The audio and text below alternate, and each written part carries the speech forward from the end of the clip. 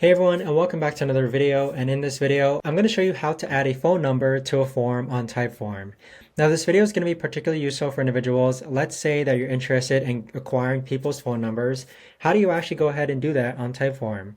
Now this video is going to be short, sweet, and simple, guys. There's not going to be a lot of steps involved. Now the way to actually do this is first you're going to go into Typeform. Then for our example, let's go into this YouTube opt-in form. And then from here, right now we're collecting their email, and then we're just collecting a random choice question over here. If we want to go ahead and acquire their phone number, we're going to click on add content, and then we're going to click on phone number. So as you can see here, it's going to ask them for their phone number on this slide. But that right there, guys, is the best and easiest way that I know of to actually go ahead and add a phone number to a form on Typeform. If you guys know of a better or easier way to actually do this, let me know in the comments down below.